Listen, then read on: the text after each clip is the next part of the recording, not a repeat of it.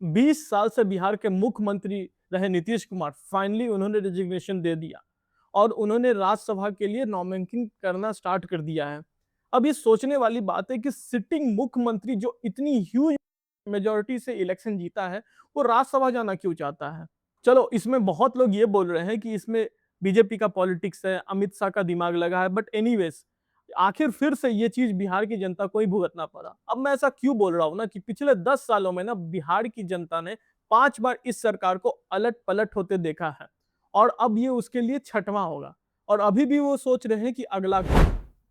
एक बात तो तय है, नीतीश कुमार का रेजिग्नेशन अब बिहार का वो पॉलिटिक्स एंड कर चुका है जो सिर्फ दो लोगों के बीच घूमता था, एक नीतीश और एक लालू।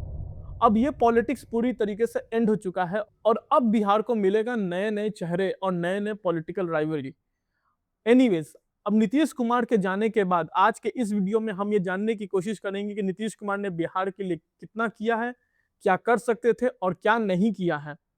तो इस वीडियो में बेसिकली हम उनके 5 चीजों को कैटेगराइज किए हैं। The first thing is GDP, दूसरा एडुकेशन, तीसरा हेल्थ, चौथा लॉ एंड ऑर्डर और पांचवा वुमेन एम्पावरमेंट। और मैं इस वीडियो के अंत होते होते मैं अपना फेवरेट भी बताऊंगा कि उन्होंने एक्चुअली सबसे ज्यादा काम किस पे किया है। आगे जाने से पहले प्लीज चैनल को सब्सक्राइब कर लो और बेल आइकन को दबा दो, क्योंकि आप हो तो हम हैं। जहां बिहार का जीडीपी नीतीश कुमार को 2005 में सिंगल डिजिट ग्रोथ से भी लड़खड़ाया हुआ मिल रहा था और किसी ने ये नहीं सोचा था कि बिहार का जीडीपी इतना ज्यादा ग्रो कर देगा, आज के टाइम पे प्लानिंग डिपार्टमेंट ऑफ बिहार ने उस जीडीपी को 2 डिजिट में दिखाया है। हाँ, इस चीज के पीछे बहुत बड़ा कारण है कि बिहार का जो बजट था वो 3x से इंक्रीज हुआ है। इसके अलावा नीतीश कुमार ने खासकर रोड, ब्रिज, पुल, ट्रेन इन सब पे ध्यान दिया है और ये ग्राउंड रियलिटी है। बट जहां इंफ्रास्ट्रक्चर इंप्रूव हुआ है, जीडीपी में इजाफत हुई है, वहां पे एक चीज जो है वो अभी भी वैसा का वैसा है और एवरेज नेशनल इनकम से बहुत कम है, वो है इनकम पर कैपिटा, जो आज भी बिहार में सिर्फ 70,000 है। मतलब एक बिहारी साल का सिर्फ 70,000 ही कमाता है, महीना का बोलो तो 6,000 से भी कम और दिन का बोलो तो 200 से भी कम। अब बिहार इसके कारण ना बॉटम 5 पुअर स्टेट में आता है। अब इसके पीछे एक बहुत बड़ा रीजन है बिहार का पॉपुलेशन, जो कि अपने आप में बहुत बड़ा है। दूसरा बहुत बड़ा रीजन है लैक ऑफ जॉब और तीसरा सबसे बड़ा रीजन मैं बताऊंगा प्राइवेट इन्वेस्टमेंट, जो कि बिहार में एकदम है ही नहीं। और मेरे को ये नहीं समझ में आया कि पिछले 20 साल से बिहार में नीतीश कुमार का शासन है, उनको लोग विजनरी लीडर बोलते हैं, बट उन्होंने ईज ऑफ बिजनेस बिहार में बेटर क्यों नहीं बनाया? उन्होंने आईटी पॉलिसी बिहार में क्यों नहीं इंप्लीमेंट की? उन्होंने टेक्सटाइल पॉलिसी बिहार में क्यों नहीं अच्छे से आने दी? बिहार में एक कहावत है कि पढ़ोगे लिखोगे तो बनोगे नवाब और खेलोगे कूदोगे तो होगे खराब। आज के टाइम में ये उतना कुछ खास रिलेवेंस नहीं रखता है, क्योंकि आजकल स्पोर्ट्स में भी काफी ज्यादा अपॉर्चुनिटी आई है। ये हम सब जानते हैं कि एक गरीब से गरीब आदमी आज के टाइम पे अगर अपना सोशल स्टेटस मेंटेन करना चाहता है, सोसाइटी में अपफ्रंट होना चाहता है, तो उसके लिए एक मात्र चीज है एडुकेशन। वो पढ़ता है, लिखता है, अपने आप को एक वेल जगह पे स्टैब्लिश करता है और फिर वो फैमिली के लिए कुछ आउटपुट लाता है। नीतीश कुमार ने शिक्षा के फील्ड में भी कुछ ऐसा काम किया है, क्योंकि जो बिहार 2005 में उन्हें मिला था तब का लिटरेसी रेट लेस देन 50% था और आज जब वो बिहार छोड़कर जा रहे हैं तो यहाँ का लिटरेसी रेट मोर देन 70% है। इसमें खासकर उन्होंने महिला एजुकेशन पे बहुत ध्यान दिया है। स्कीम्स लाइक साइकिल योजना, पोशाक योजना, स्कॉलरशिप योजना, ये सारी योजनाएं से बिहार की स्टूडेंट जो है अट्रैक्टेड हुई हैं और उन्होंने किचन का दरवाजा छोड़ क्लासरूम के दरवाजे पे अपनी दस्तक दी। अब इससे क्या हुआ कि गर्ल्स लिटरेसी में 60% का जंप दिखा है। अब जहां पे इतना कुछ नीतीश कुमार ने एजुकेशन में किया है, आज बिहार क्वालिटी ऑफ एजुकेशन में उतना ही पीछे है। अब इसका मतलब क्या है कि लेटेस्ट ASER रिपोर्ट के हिसाब से बिहार में 5th क्लास का बच्चा ना 2nd क्लास का टेक्स्ट बुक अच्छे से नहीं पढ़ पाता है। इवन प्राइवेट कॉलेज की कमी भी बिहार में बहुत ज्यादा है। स्टूडेंट जो JEE NEET की तैयारी करते हैं, वो आज भी मोर देन स्टूडेंट कोटा में जाते हैं, कहीं दूसरे जगह जाते हैं कि वहां तैयारी करेंगे, वहां से एग्जाम क्रैक करेंगे और बढ़िया सा गवर्नमेंट कॉलेज में एडमिशन लेंगे। मैं हायर सेकेंडरी स्कूलों की बात करूं, कॉलेजेस की बात करूं, तो आज भी बिहार में टॉप 10 में कोई भी कॉलेजेस नहीं है। हेल्थ इज वेल्थ, ये एक फेज नहीं, एक सच्चाई है। अब मैं ऐसा क्यों बोल रहा हूं? क्योंकि अगर आप स्वस्थ रहोगे तो आप जीवन में कुछ भी कर सकते हो। 2005 के बाद नीतीश कुमार ने इस सेक्टर में काम किया। उन्होंने प्राइवेट हॉस्पिटल जैसे मेदांता ग्रुप और पारस ग्रुप को पटना में लाया। एम्स पटना और एम्स दरभंगा का एस्टैब्लिशमेंट बिहार में करना एक अच्छी बात है।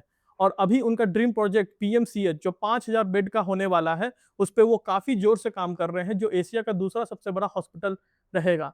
इसके अलावा आज के टाइम पे जो पूरे बिहार में आशा वर्कर मोर देन 68,000 है। वहीं पीएचएस हॉस्पिटल की बात करूँ तो वो मोर देन 500 है।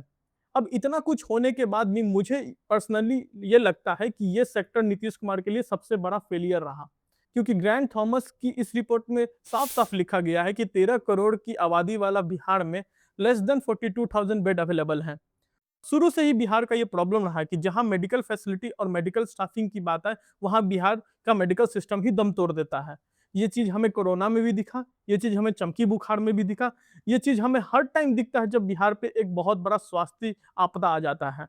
अब इस चीज़ को मैं इसलिए बोल रहा हूँ कि नीतीश कुमार ने जितने भी विभाग को सँभाला, उस विभाग में काम इस विभाग से बहुत अच्छा हुआ और शुरू से अंत तक स्वास्थ्य विभाग कभी भी नीतीश कुमार के कोई भी मंत्री के पास रहा ही नहीं है। 80% ऑफ टाइम वो रहा बीजेपी के पास और 20% ऑफ टाइम रहा वो आरजेडी के पास। अब हम बात करेंगे नीतीश कुमार के शासन की सबसे बड़ी यूएसपी की, वो है लॉ एंड ऑर्डर। अब मैं ऐसा क्यों कह रहा हूँ? क्योंकि जो बिहार 2005 में लॉलेस एंड ऑर्डरलेस मिला था, उस बिहार को नीतीश कुमार ने lawful and law abiding state बना दिया।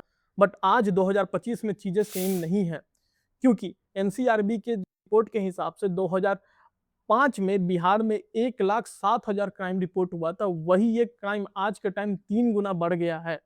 इसके अलावा बिहार में हर रोज 950 से ज्यादा क्राइम होता है, जिसमें 8 तो सिर्फ मर्डर होते हैं, 2 तो रेप होते हैं, 33 किडनैपिंग जैसे क्राइम होते हैं और 51 हीनियस क्राइम होता है।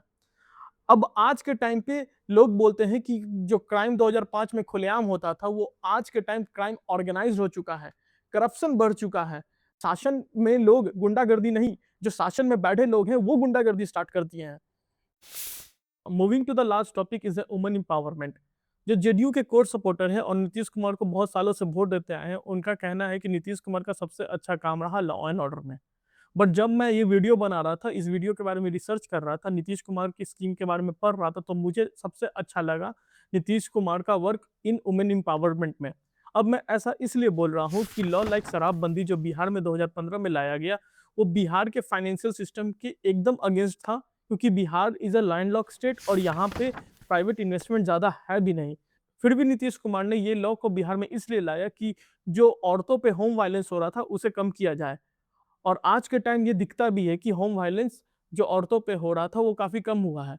इसके अलावा नीतीश कुमार ही वो लीडर थे जो बिहार की बच्चियों को बिहार के घर के किचन से निकाल के बिहार के क्लासरूम तक लाए।